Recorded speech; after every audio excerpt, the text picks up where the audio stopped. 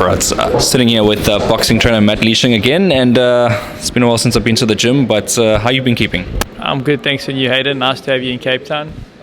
Well, it's speaking to all your boxers, amateurs, pros. I mean, you've got a little bit of an amateur system building up here, so your next generation stars are building. Let's speak about them first. Yeah, so at the moment the amateurs is growing a lot in Cape Town. There's a lot of fights, so I've had a lot of interest in the amateurs, and I enjoy the amateurs. The guys fight often, and there's something satisfying about growing raw talent. Someone like teaching someone from scratch how to become a fighter and taking them through to the pros. I think that's also in my opinion makes you a complete coach in a way. Where you take somebody that couldn't throw a jab, someone that couldn't throw a jab to winning a national medal and then turning pro. It's quite satisfying, and I'm enjoying it. And like I said, the amateur scene, there's a fight every month here. Sometimes there's 3 fights a weekend, so it's been busy, and I'm enjoying it. Got a couple of SA champs in the house, if I'm not mistaken. Yeah. So Kaylee Swart, one of my female featherweight fighters, she won a SA gold medal. She did well, and I had 2 other guys that went, but they lost in the semis on split decision. But they had they had good fights. It was close. Amateurs 3 rounds is not much. So the guys, but they held a good account of themselves, and it was good. It was good all round. So who else is it? It's Dylan and... So Dylan, and then I have another middleweight, Dean Promnik. He lost in the semis to one fighter from East London. I forgot his name. He southpaw, cheeky southpaw, but it was a decent fight. Dean it was only his 6th fight, So he went there as a wild card, and East London, especially in the middleweight division, the guys are decent. So he had a good, he did well, and then Dylan Prosser, my light heavyweight, he fought at cruiserweight as we weren't sure of we weren't sure of. So usually the light heavyweight limit for amateurs was under 81, but it got changed to under 80, and we weren't notified. So Dill weighed in at 80.3, and then they said, well, you're going to fight cruiserweight. So he was confused. He's like, but I weighed in under 81 at province, and it was light heavy, and they said, no, your province should have let you know now the limit's under 80. So he weighed in at 80.3, and then he fought at cruiserweight, which was 80 to 87. So he fought the cruiserweight SA champion I think that he probably weighed in at like 89, but he did well. It was a good fight. At the end of the day, amateurs is, it's about getting that experience. It's about exactly learning, getting those tough fights in at amateurs, so you don't get found out as a pro. Rather make sure you can handle yourself in the amateurs, as it helps going into the pro game. So it was a really good fight for him. Last year he fought at light heavyweight, and he had a really good fight in the final with Gerard Teyser, I think, at light heavy, and that was a war. He lost that in split decision. It was a good fight, so he's fought the best guys at light heavy, the best guys at cruiser, so it's all going to help him when he turns pro. Right, and let's move over to the current professional boxers. Let's start off with Dwayne Dodser, 2-0. He's looking for fights at the moment, right? Trying to get him in that ring. Yeah, so Dwayne's 2-0. He's 23 years old, really good prospect. But obviously, the pro game here is very slow. There's no pro promoters in Western Cape at the moment. It's actually the opposite. I was speaking to someone from Joburg. There's not much amateurs going on there, and all the amateurs are here, but there's not much pro going on here, and everything, all the pros are up there, So it's a bit of a problem with the pros in Cape Town, but I see a few pro fighters are getting opportunities in Joburg from Cape Town, which is cool, So we're working on something for Dwayne. He's a good talent. He's in the ratings. He's rated, I think he's 6th now. Well, there's not many guys rated at super middle, but he's in the ratings, so he should get his opportunity. And I think, he's a young talent, so I think, someone should give him opportunity. He could do something in boxing, and I'm sure something will come up soon for him. Right, so Dwayne, 23 years old, still young in the game, has a long way to go. So I mean, there's many years that people could build on him as well. Yeah, for sure. Yeah, I mean, he had a very good. I think he had like a 7-year amateur career. He fought a lot of fights in Zim. He fought a lot of fights here for Sanabu. He turned pro, and he's 2-0. So yeah, he's a good talent. He's got any promoter. Promoters look for young fighters, and he's a very good fighter, good guy, and I think he deserves the opportunity. So hopefully something comes up for him. All right, well, we were looking forward to activity on that front. And then Tian Fick. I mean, Tian unfortunately had the big news where it didn't happen, but I mean, it would have been a huge event. Yeah, shame. Tian, yeah, but I suppose, Tian's had a rough ride the last 2 years.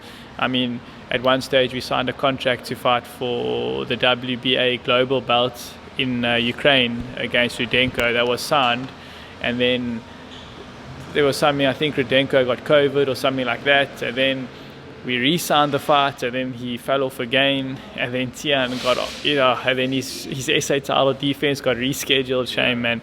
So it's been tough. And then we signed a contract to fight Sunny Bill. It was signed, done deal, everything was sorted, and then for some reason, I don't know the ins and outs of it, but obviously, the fight, I don't know if it got postponed or it's off, or I don't really know, but I just know it's not happening anymore, and I haven't really been in contact with the promoters. So shame. Tian, it hasn't been going his way, but that's a fight game. It happens. Tian came off of a rugby career. He was never meant to be a boxer. He started boxing at 31 years old. He became national champion. That was his goal. That was his goal. He not like he started boxing from his early 20s. And he was just came and he was boxing for fun. Had 3 amateur fights, and then started taking it seriously. And he won a national title. And so it hasn't all been negative, his career. He's 9-1, and he lost a split decision in his first title defense. And these things happen. It's funny because Josh Pretorius he beat twice, went and beat Jean, but he beat Josh twice. So that's the fight game, Yes. So but we'll see what happens. I think Tian he still wants to have 1 or 2 fights. He's still training, so we'll see what happens in the future. And how's things with MMA as well? Because I'm doing a bit of MMA at the moment as well, so we might as well get in on that. How's Don? How's BK? Yeah, so the guys, Don and them are doing well. BK's got a big fight in Singapore for one championship on I think it's the 22nd of July. And Don's got some time off, so he's really helping BK with that and pushing him for that fight. Don will be back this year, I'm sure. He was injured, he broke his foot, so obviously just waiting for a date. But the MMA guys are doing well, and we'll see what happens. Actually, I've been watching The Apprentice on Netflix with the ONE FC, and I'm about halfway through the series. But it's actually cool to see all the champions that come out of ONE FC, because there's some huge names. So it's a huge organization. I mean, BK, I know you got that one loss now, but I mean, he's right up there in the mix again. BK is it's probably the top 3 biggest organization in the world, MMA organization, and he's doing well. I think he's still rated number 3 in the world. He's only 27 years old, so he's still got a long career ahead of him. So we're looking forward to his fight now in I think it's in 2 weeks. So Oh wow, okay. Do you know the guy who's fighting? He's fighting. I'm not sure of his name, but you must maybe chat to him. He's in the background. I don't know if you can see it on the camera, but he's rolling in the background. Yeah, I think he's fighting the number 2 rated guy in the world. It's a big fight. So it's going to be exciting. It's never an easy fight at the big time. I mean, you got PFL as well that you're doing. Yeah, the thing about MMA, like boxing will obviously always be my number one. I help MMA guys with their hands, but I'm not an MMA expert. But MMA, there's so many ways to lose, so there's so much at stake. You know what I mean? That's the thing. Like boxing, if you're a really good fighter, you're a really good boxer, and you're really tricky, the only way you can lose is by getting caught. You know what I mean? With a lucky punch. But MMA, you can get taken down, submitted. You can hit with an elbow, spinning heel kick. It's a very tough sport. But he's super unorthodox though. BK, he can do anything, and his hands aren't bad. Also, BK could be a boxer. could be a boxer in the bantamweight division. He's got hands too. So yeah, he's very cool to work with. Don as well could be a boxer as well. Definitely. Don, he could fight any super middleweight in South Africa easily as a boxer. Maybe even internationally. He's really good. But he's focused on MMA, right? Yeah, well, I mean, I think if the money's right, he would go over. You know, he loves boxing. But I mean, it's weird though, because MMA, yes, there's money in MMA, but I'm talking about top tier. There's obviously a lot more money in boxing. Much more. You can't compare. Like, I mean, the MMA. I mean, look at Francis Ngannou. I think he made 800,000 rand for a heavyweight world title defense. You know what I mean? Tyson Fury, what did he make? 50 million or what? What is it? The last, something like that. You know what I mean? You can't compare. So, I mean, even Conor McGregor, his pay-per-view sales are like through the roof. And I think his last fight, he made $10 million. Or I'm standing to be corrected. But, I mean, with Mayweather, they made 100 million. So yeah, I mean, Don, I'm sure you must also maybe chat to him, but I'm sure he would want to cross over. I mean, guys are doing it all over the world, you know. Exactly, you know, and look how much excitement Boyd brought to boxing in South Africa with that transition.